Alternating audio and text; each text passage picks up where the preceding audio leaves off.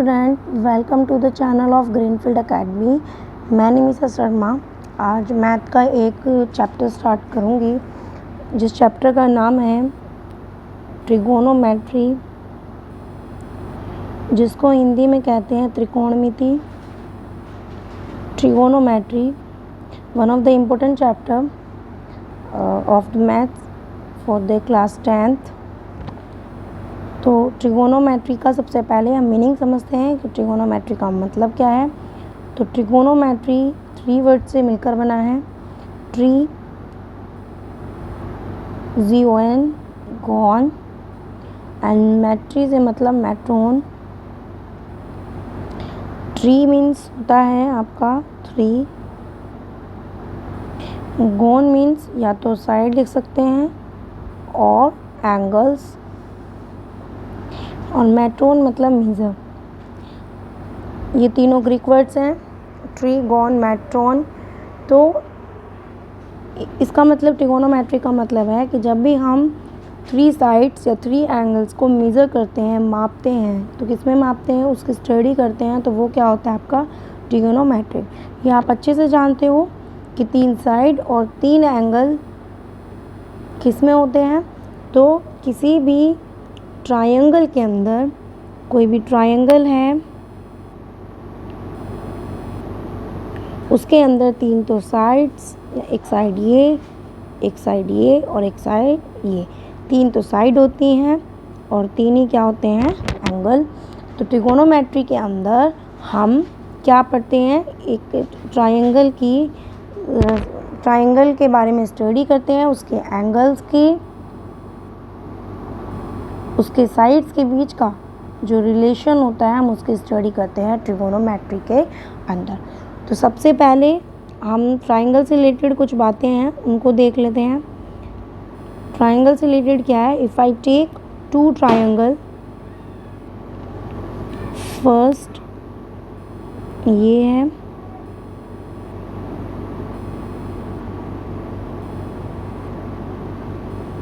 Minute, ये triangle है,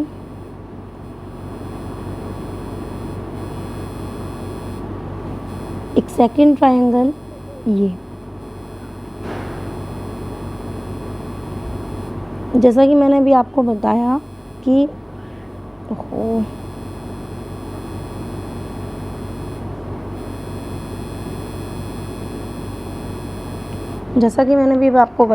कि हम ट्रायंगल की स्टडी करेंगे ट्रिगोनोमेट्री के अंदर। उस ट्रायंगल की साइड्स और एंगल्स के बीच का जो रिलेशन होता है उसकी स्टडी हम ट्रिगोनोमेट्री के अंदर करते हैं। तो कोई भी ट्रायंगल है, उस ट्रायंगल राइट एंगल जो है उसमें एक राइट एंगल और साथ साथ एक एक्यूट एंगल होता है। एक्यूट एंगल तो ट्रायंगल के अंदर 2 होंगे, एक एक्यूट एंगल आपका ये होगा, एक एक्यूट एंगल आपका ये होगा, ठीक है। अगर मैं इन एंगल्स को नाम दे दूँ, इस एंगल को नाम दे दिया A, इसको B, इसको C, A, B, C। दोनों एंगल में अगर डिफरेंस मैं बोलूँ कि इसका एक्यूट एंगल आपका ये है, इसका एक्यूट एंगल आपका ये है। एक्यूट एंगल तो क्या दोनों ही हैं, लेकिन वो देखा जाएगा कि एक्यूट एंगल की रिस्पेक्ट में हम किस तरीके से ट्रायंगल की साइड्स का पता करते हैं। तो अगर मैं फर्स्ट, ये आपका ट्रायंगल हो गया A, ये ट्रायंगल हो गया B। अगर angle A triangle right angle में आपका एक्यूट एंगल अगर हम A की रिस्पेक्ट में साइड देखें तो एंगल A के जस्ट अपोजिट साइड जो है, यानी कि इसके सामने वाली जो साइड होगी वो आपकी क्या होगी, परपेंडिकुलर। क्या होगी, परपेंडिकुलर, ठीक है। जबकि जो इसकी इस एंगल की जो एडजेसेंट साइड होगी, यानी कि ये वाली होगी आपकी बेस, आधार, जिस पर सारी चीज़ें टिकी हुई होती हैं। और किसी भी ट्रायंगल की सबसे बड़ी साइड जो होती है वो आपकी होती है हाइपोटेनियस, ठीक है, हाइपोटेनियस। क्योंकि हम पढ़ रहे हैं किसी भी ट्रायंगल में, किसी भी राइट एंगल ट्रायंगल में आपको एक्यूट एंगल की रिस्पेक्ट में ट्रायंगल की साइड्स का नेम बताने की कौन सी साइड कौन सी होगी, क्या वो बेस होगी, क्या वो परपेंडिकुलर होगी, क्या वो हाइपोटेनियस होगी। अब अगर मैं इस वाले एंगल में एंगल सी को एक्यूट एंगल मानती हूँ, क्योंकि एक्यूट एंगल है, एंगल सी क्या है आपका एक्यूट एंगल, तो एंगल सी एक्यूट एंगल है, तो एंगल सी के लिए आपको साइड के नेम बताने हैं कि कौन सी साइड आपकी परपेंडिकुलर होगी, कौन सी साइड आपकी बेस होगी और कौन सी साइड आपकी हाइपोटेनियस होगी। तो क्योंकि मैंने भी बताया था कि एक्यूट एंगल के जस्ट अपोजिट साइड को, यानी कि एक्यूट एंगल के जो सामने वाली साइड को हम कहते हैं परपेंडिकुलर, तो इसके अकॉर्डिंग परपेंडिकुलर आपकी ये वाली होगी, और क्योंकि एडजेसेंट साइड इस एंगल की ये है, तो इस वाली साइड को हम क्या बोलेंगे, इसको बोलेंगे बेस, और सबसे बड़ी साइड आपकी क्या होती है, हाइपोटेनियस। ठीक है, तो आपको एक्यूट एंगल की रिस्पेक्ट में किसी ट्राइंगल में ये बताना होता है कि वो उस ट्राइंगल में कौन सी, एक्यूट एंगल की रिस्पेक्ट में कौन सी साइड हाइपोटेनियस होगी, कौन सी बेस होगी और कौन सी आपकी परपेंडिकुलर होगी। ठीक है, तो इतना यहाँ तक हो गया।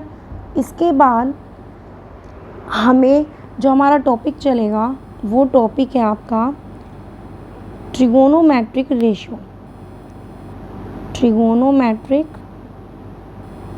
रेशियो,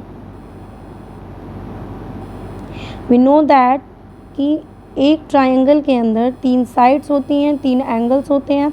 इस साइड को हम P बोलेंगे, इसकी रिस्पेक्ट में A B C, angle A की रिस्पेक्ट में ये वाली परपेंडिकुलर होगी, ये होगी बेस आपकी और ये होगी आपकी हाइपोटेनियस। जब ट्रिग्नोमेट्रिक रेशोज़ वो रेशोज़ होते हैं कि जिसमें आपको किसी भी राइट एंगल में जो भी साइड्स हैं इनके रेशोज़ निकालने पड़ते हैं, जैसे कि P/H, P/B, ये रेशो। तो इन रेशोज़ को हम कैसे निकालेंगे, ये ट्रिग्नोमेट्री की साइड्स के रेशो ही आपके क्या होते हैं, ट्रिग्नोमेट्रिक रेशो।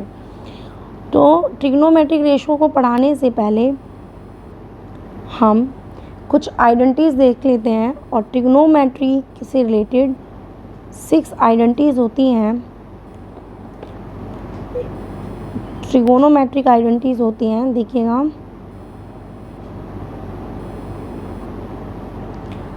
क्या होती हैं ट्रिगोनोमेट्रिक, यानी कि इन आइडेंटिटीज़ को, ट्रिगोनोमेट्रिक रेशो निकालने के लिए इन आइडेंटिटीज़ का पता होना बहुत ज़रूरी है। तो ये आइडेंटिटीज़ कौन सी होती है, पहली आपकी साइन, दूसरी कोस,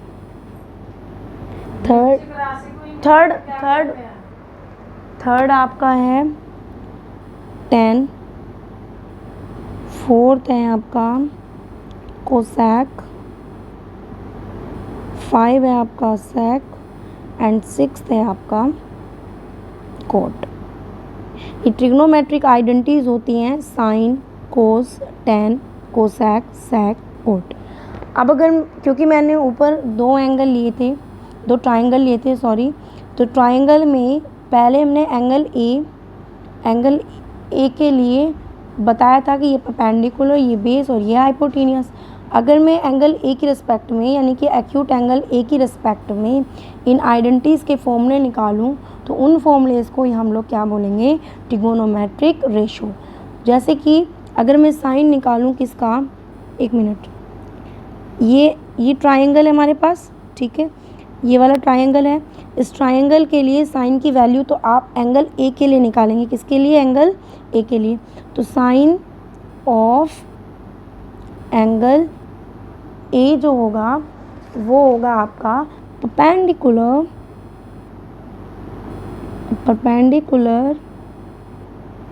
अपॉन हाइपोटेनियस।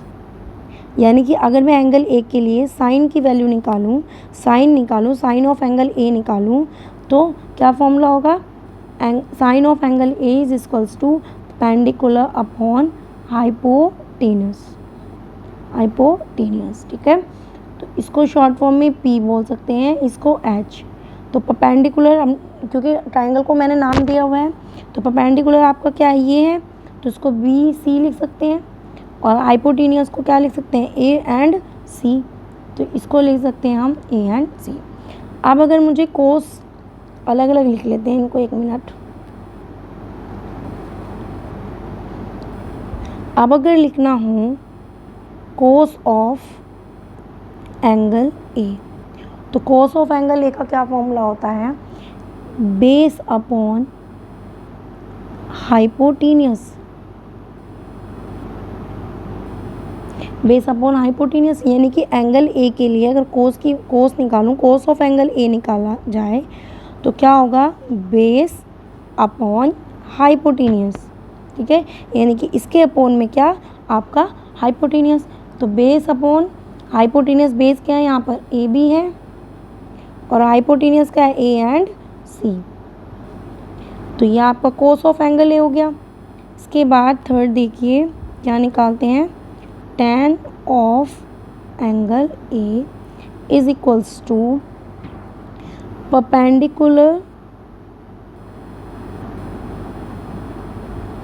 Upon base.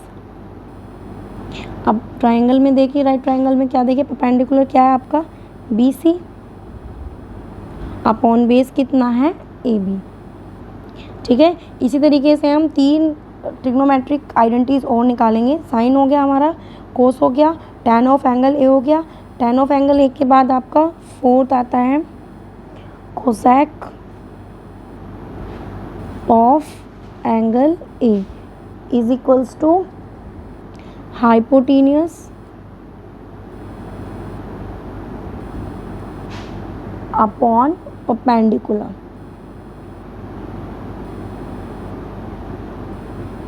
यानी कि h अपॉन p। ठीक है, कोसेक हो गया। अब बारी आती है किस पर, फिफ्थ पर। इसके बाद sec of angle A is equals to hypotenuse upon base, यानी कि h अपॉन b। आगे आ जाइए, लास्ट रह गई है आइडेंटिटीज आपकी, cot of angle A. Videos को रोक रोक के ना साथ साथ फॉर्मूलेस भी लिख लेना, बेस अपॉन परपेंडिकुलर।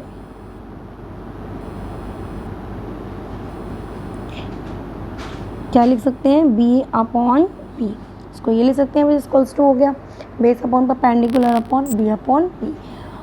दोबारा से बता दूँ कि किसी भी ट्रिग्नोमेट्री का मीन्स ही होता है कि कोई भी ट्राइंगल है, उस ट्राइंगल की जब एंगल्स और साइड्स का रिलेशन, हम लोग एंगल्स और साइड्स का रिलेशन की स्टडी करते हैं, तो वो आपका ट्रिगोनोमेट्री होता है।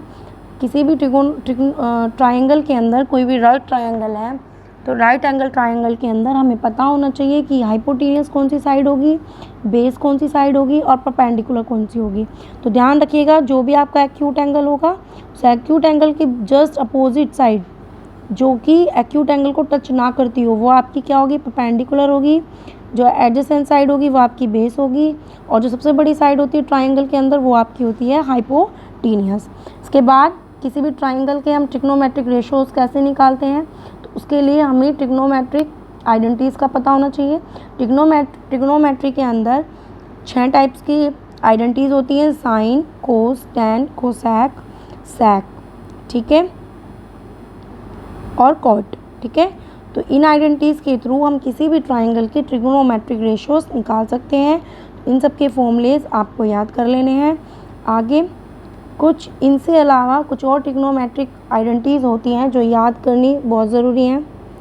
तो देखिएगा, क्या हमेशा sine theta is equals to 1 upon cos theta, 1 upon cosec theta होगा, जबकि इसका अपोजिट यही हो जाएगा कि 1 अपॉन साइन, यानी कि इसका भी उल्टा क्या हो जाएगा, 1 upon sine. Cos theta always reciprocal होता है किसके, सेक थीटा के। आगे tan theta is always reciprocal of cot theta, and cot theta is also the reciprocal of tan theta. ठीक है, अगर हमें कोसेक थीटा का अपोजिट लेना है तो 1/sin थीटा, और sec थीटा का अपोजिट लेना है यानी कि उल्टा लेना है या रेसिप्रोकल लेना है तो 1/cos थीटा। यस, आगे देखिएगा, इनसे अलावा ये 4-5 आइडेंटिटीज़ और हैं, लेकिन इनके अलावा 2-3 आइडेंटिटीज़ और हैं। क्या? tan theta always equals to होता है sin theta upon cos theta के, क्योंकि tan थीटा का अगर हम cot थीटा का फॉर्मूला निकालें, cot theta is equals to क्या होगा, क्योंकि tan theta is equals to क्या होता है 1/cot, यानी कि tan का उल्टा होता है 1/cot, तो इसका भी क्या हो जाएगा, रेसिप्रोकल हो जाएगा, उल्टा हो जाएगा cos theta upon sin theta. तो ये कुछ आइडेंटिटीज़ हैं। कोई भी आपका ट्रायंगल है, ट्रायंगल में आपको ये पता होना चाहिए कि किसी भी एक्यूट एंगल की रिस्पेक्ट में परपेंडिकुलर क्या होगा, हाइपोटेन्यूस क्या होगा और बेस क्या होगा। उसके बाद इस ट्रायंगल के अंदर हम हाइपोटेन्यूस, बेस और परपेंडिकुलर के रेशोज़ निकालते हैं, और उन रेशोज़ को निकालने का जो तरीका है वो ट्रिग्नोमेट्रिक आइडेंटिटीज से आता है, जो कि ये फॉर्मूलेज हैं। और कुछ फॉर्मूलेज, ये फॉर्मूलेज सारे आप लोग कर लेना, उतार लेना अच्छे से, ताकि चीज़ें क्लियर हो। अब इन फॉर्मूले से रिलेटेड जितने भी क्वेश्चंस होंगे वो हम नेक्स्ट वीडियो में देखेंगे। तो आज के लिए बस इतना ही। Thank you.